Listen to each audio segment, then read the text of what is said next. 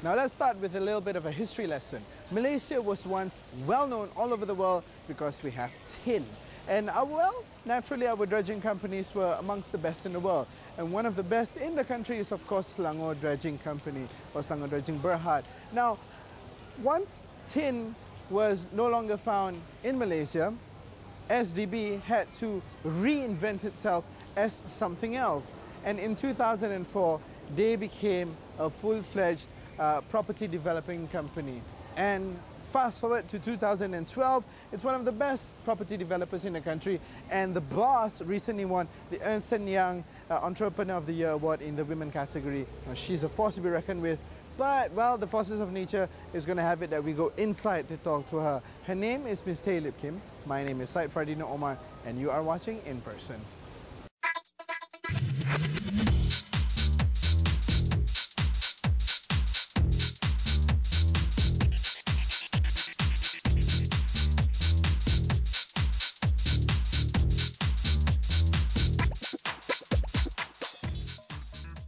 See, it would have been nicer to have a chat outside, but then hey, the lady's here waiting in the building, so why not? Miss Teh, thank you so much for joining us. Hi. Hi. Well, thank you for having us in your wonderful office. It's been I drive past it every day, but then first time I'm in here. That's good. I think it looks a lot nicer inside than outside. Oh, it definitely does look really good inside, and the products look good too. Okay, Miss Teh, let's just jump right in. Yes. Congratulations on your recent win. Yes. It must mean an immense deal to you. We want to find out, what does it mean to you on a personal level? For me, it's a great honor to win the E&Y award. And for me, it's really a tap on my shoulder that really, you know, the hard work we've all put in, not just me personally, but my team. It's a testament to basically, well, we've done well. You know, to me, that's what it means. Yeah. When you say you've done well, clearly you're thinking of team here. Yes. But we want to know, I mean, you are a very strong woman to have been, not only been put in the same line against some of the other nominees, but as a woman, you stood out and hence you bagged the award. And in today's world, even though we want to think about equality and all that, sometimes we think that, you know, if a woman wins something as prestigious as this, you actually went that extra mile compared to any of your male compatriots. So, again, on a personal level, if I may ask you to revisit, you know, what you're thinking.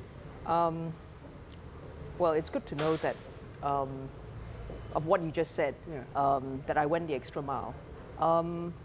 For me, it really, like I say, is a pat on the back that I managed to win this award. And it really makes me pause and think, because a lot of times we're so caught up in doing a lot of things every day. We don't stop and think, wow, we've done so well. But really, the question you asked was really good. So it's making me think as well now as I'm talking to you that, you know, I've done fairly well, you know, and I would say for being 8 years in this company, and I mean, even though I've been in it, and the fact that we did property development only for 8-9 years, I would have said that we've done very well and that we've created a brand and we've created a name for ourselves. So for that, I would say that, you know, what I've done well in is creating a brand for this company. Well, I am definitely going to talk to you a little bit more about the fact that you've only been around for 8 years. Because, you know, if we just, you know, we've got this model behind us, and even if I look at this, this to me immediately translates to having a little bit more extra thinking that goes into it. And it's about that brand, that strength that you have. And when you mention SDB to anybody, people automatically think, okay, these are developers that produce quality things, yeah? But we'll talk about that later. Right now, well, doing my research, this 2012 is 2012 has been a year for you, It's award after award after award. Okay, thanks. Again, congratulations. So when you say hard work, how hard is hard work over the last 12 months of 2012? You know, winning, I would say winning an award is basically after the hard work's been put in now. Okay. Yes, you know, of course. So I would say that what has happened for us in FYAPC is that basically we've put in a lot of hard work. Even though we're relatively young, you know, for FYAPC, I would say that we are only allowed to submit after the building has been around for 1 year. Of course, so we yes. won FIAPC for Park 7, we won FIAPC for 20 trees. And for these two buildings, I would say they're very different. You know, for us, basically,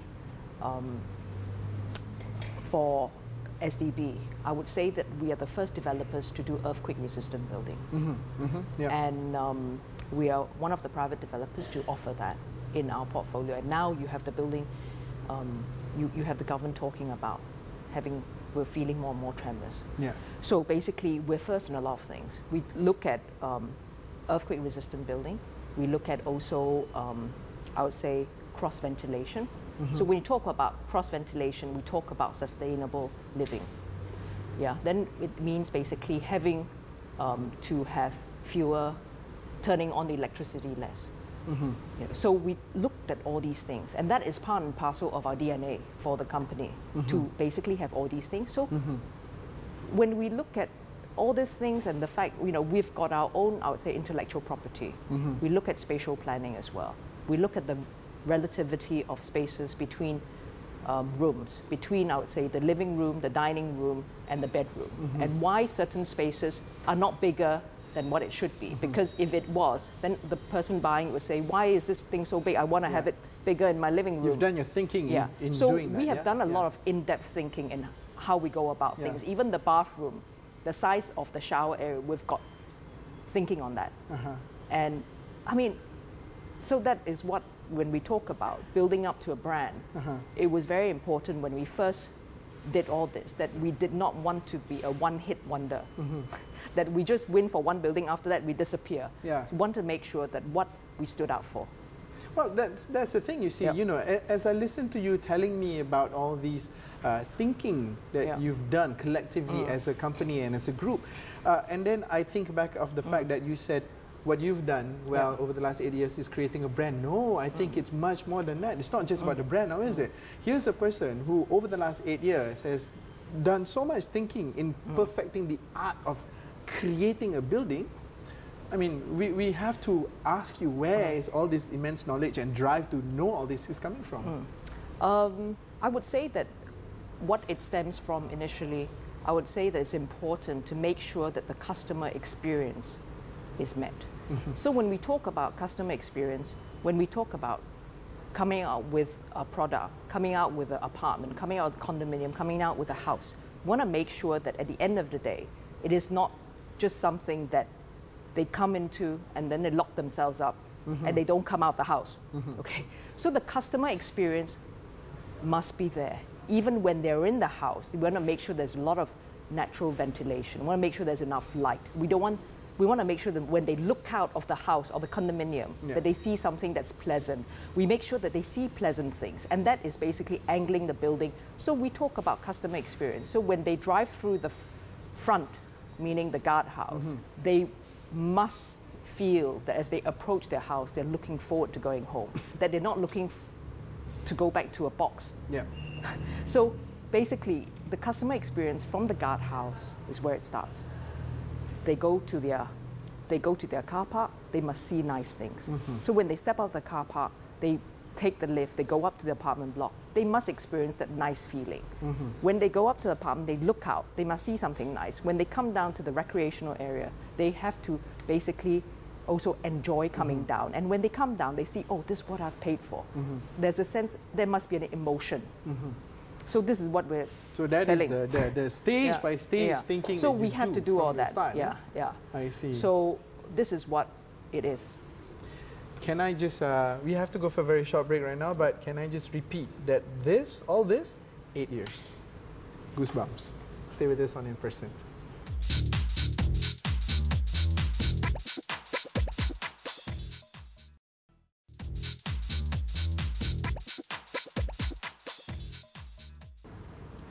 Okay, we're back on In Person, and I'm of course with Ms. Teh. Looking at this model over here is making me think, okay, I want to buy a property like this because it looks really good, because it appeals on so many different levels. And then I think that, again, the thing that really gets me is you've created this entity over 8 years, because I was actually quite surprised to learn that SDB became a full-fledged property developer only in 2004. Yes. So you basically managed successfully to transition what was traditionally a tin dredging company from the 60s to a property developing powerhouse in today's market. What would you say were some of your biggest challenges in doing so? Why don't you come over here and stand by the pool and talk to me about it? Well, if only there was a room. Yeah, so what would you say were some of your biggest challenges? For me, I would say that, well, just in case you think I'm very old, I'm not, okay? That's the thing, that too, I know. Because I came into the company in 1997, 1998. When you came back from when the I UK, came back. Yeah. And I would say that there were challenges. And I think that if there weren't any challenges and the fact that we pushed ahead, we would not be where we are now. And in 1997-98, it was the Asian financial crisis. So we did start off as a tin mining company. But then in the 1980s, we lost our way. Yeah. Because when we started to close down tin mining, because at that point in time, the tin prices fell, and so much so that the cost of doing mining was more than the tin price. Yeah. We had to also shut that down in the 1990s. So when I came back, we lost our way. We weren't strong in anything. We were more like investors in manufacturing, conglomerate. I mean, we're a mini conglomerate, not a big one, but we're doing everything. Yeah. You know, you're doing general trading, yeah? Yeah, general trading. We were doing sand dredging. We were also doing manufacturing of steel wheels, manufacturing of aluminium spandrels. So we were doing all that. And I would say that when the economic crisis came and the interest rates were very high, we had to make a decision what we wanted to do. So, and at that point in time, I would say that we lost a lot of money because it was like a pail whereby there were lots of holes. Whatever we put in, more came out. It just came out, yeah? Yeah. So then I would say that I took the tough decision of closing down a lot of businesses. So that's what we did from 1997 to 2003. And when 2003 came, we had to decide, because we had nothing else, what do we want to do? So we chose property development. That's when we started. So what made you choose property development? We chose property development because basically we had to make a choice. And I wanted to choose property development because it was a lumpy business. Basically, when we sold something, it was maybe 800,000, 1 million. So basically, and it would take 3 years to realize, I would say, the turnover. So I wanted to choose that because it was lumpy. And at that point in time, after we had changed from tin mining, we were naturally in property because we own this building and we own Hotel Maya. So it was just to further this relationship, and we chose property development. But at that point in time, when we closed down all these businesses, we're down from about 400 people to only 50, and we restarted. So we decided to go for property development. Right. And that's when we started. So you restarted. We were last time property investors. Yeah. But now we are actively in development. Yeah. But still maintaining a good portfolio in property investing. We only have two things. We only have Hotel Maya and we have this building. Right, I see. Yeah. Okay. So again, it falls down to how did you get it so right in such a short period of time of under a decade? I mean, if you look at some of your contemporaries, all the other big developers out there, they have years and years, decades even of experience and portfolio behind them. But in that 8 years, you've created this brand where when you go out there to a prospective buyer, you mentioned SDB, some of the key words that would probably pop up include quality, would include reliability in terms of building methods, and also good thinking. It also boils down to that because of the more conscious decisions you make about sustainable energy and all that. So how did you get it so right? We didn't get it so right initially. At the beginning, right? Yeah, I read about that. So basically, I would say that it is, I would say that what we did was every time we did something, we would reflect on what we did. What went right, what didn't go right. And eventually, I would say that we took what was good, we improved on it, and what wasn't good, we basically didn't do it. So a lot of it, I would say, is reflective thinking. And the other thing that basically made us think differently was because we don't come from a background of contractors. So we don't come from that. We look at concepts. We don't look at costs. See, I'm not saying we don't look at, our first point of initiation, I would say, would be we look at concepts. Ideas. Then, ideas, concepts. What do we think, how do you think this group of people would want to live? If we start off from cost, everything would look the same. Yeah, because you will only have a certain cap that you can reach, yeah? So we start conceptually. We start on big things, thinking big, yeah? So we start from a concept. We think that, oh, for this piece of land, what can we do here? Then we focus on what are the things we should focus on to make that credible. Do you know what I'm saying? Yes, yes. So yes. like say, for example, windows on the park. We started off, it was 8.9 acres. We want to start off with building a park first. Then we talk about building apartments around the park. So we don't start off with thinking, oh, I'll build these apartments, whatever spare space we have, I'll just put pockets up. You know what I mean? So we start off with, if it's windows on the park, we start off with the park. Then we talk about building the apartments around the park. So I'm just giving you an example. So how we think. We think differently. In other words, in gist, and I know I can have fun in saying this, when it comes to the ideation part of any project, you lock your accountants first. And then you let them in. So I still have to let them loose eventually. So that's how we think. Okay, got it. Okay, we have to go for another short break right now. You know, this is one interview I feel like I definitely want to have a longer time. I'm learning so much here. But when we come back, we were going to talk about ahead plans. So maybe we can have some tea over there? Okay. So stay with us on In Person. Okay, let's go. We're going to have tea, Yeah, yeah.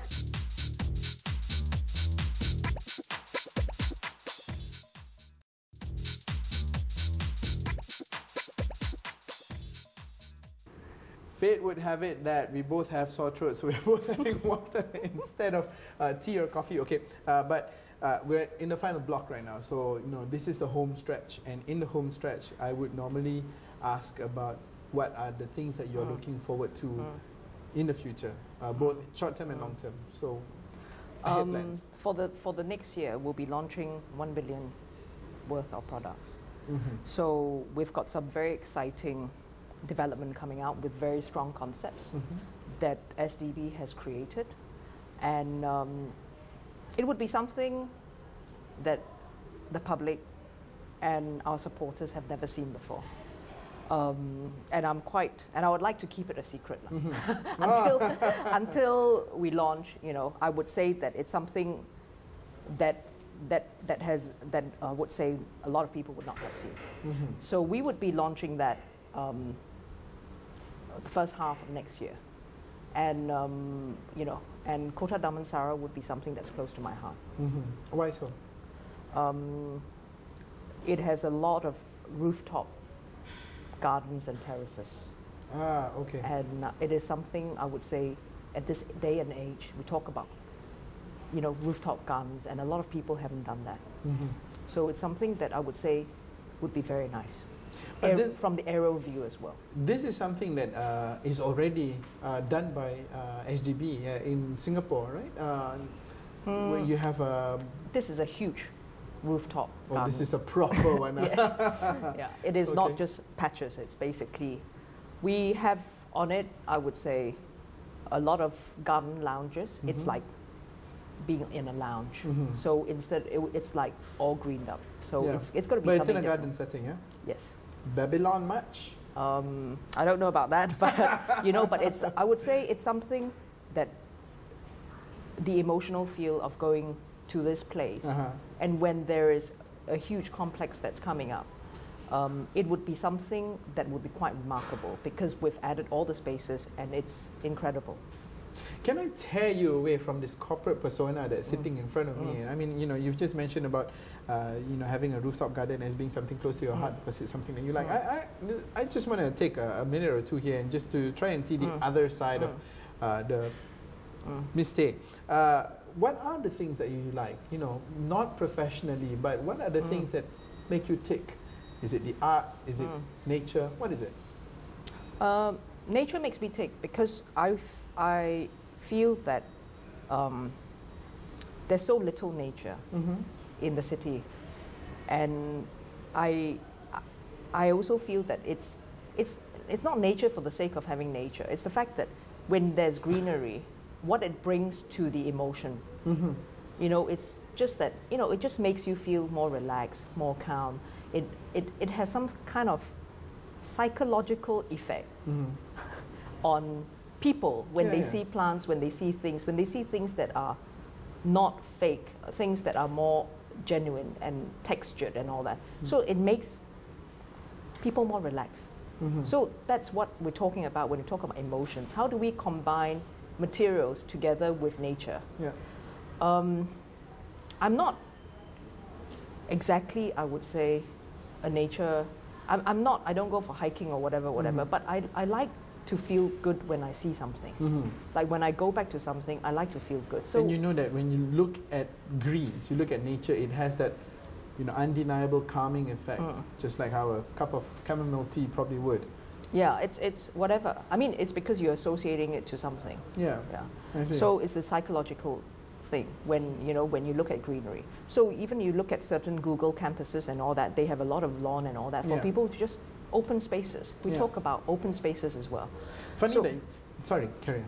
So that's what we're talking about. How do we let people connect as well? When you talk about greenery, so at the end of the day, it's greenery, so that makes people feel relaxed and it makes people connect. We're talking about that, connecting with people, you know, and basically making the environment that we're operating in more relaxing, so you connect with people.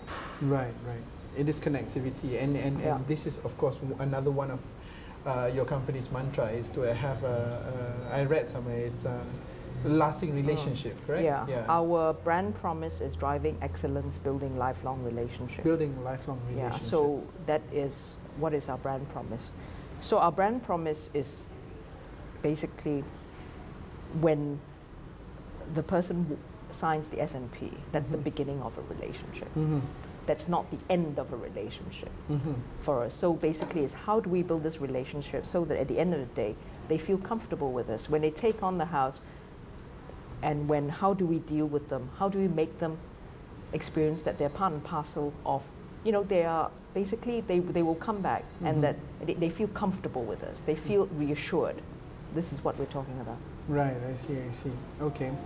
And on a personal level, you're like you said just now, you're not old, so you're young, so you have many more years. If you talk many more years ahead of you. So on a personal level, what are some of the achievements that you are going to promise yourself, and the things that you look forward to on a personal level? You know, let's just take 1 minute here and forget about the company for a while. Miss Teh, what do you want to do? For me, on a personal level, I like looking at new things. It doesn't mean that I need to go to new places or whatever. I like to go to a place whereby I can relax. Yeah, and it could just mean walking in the park with my children. Yeah, and it's the emotional feel of doing that. So when I get inspired when I'm relaxed. So when I go to a park, I walk with my kids or walk with my husband, I know what it is like. I know what's like to feel that. And when I feel that, I bring that back to what I develop. Yes. That's what I do. So it's very important for me that I feel relaxed. So all the thoughts and all the ideas actually come in when I'm relaxed. I actually, I exercise quite a lot. I do 3 times a week. I do Pilates and yoga, and I run and do the cross trainer. Actually, those are my own time, my me time that I have. And it's very important to be able to have that, because that's when we are able to distill and to relax. It's when we're relaxed that things come. If you're not relaxed, nothing's going to come. No ideas, no solutions going to come. I see. Okay. Well, I hope I've made you feel relaxed in this interview, and I think we've covered some very good points there. Unfortunately, that's all the time we have. Now, if you're watching this, if you're missing the point of what Ms. Day is saying over here, let me just break it down for you with just one word: relaxed. Because I think when one is relaxed, you can expect better results in everything that you do, correct? Yeah, well, that's something for you to inspire yourself within. Now, you've been with me, Syed Farradino Omar, and I've spent the last lovely half an hour with Ms. Teh, the Managing Director of Selangor Dredging Berhad, SDB, and I hope you've been inspired. So we'll see you again soon on In Person. Take care. Bye-bye.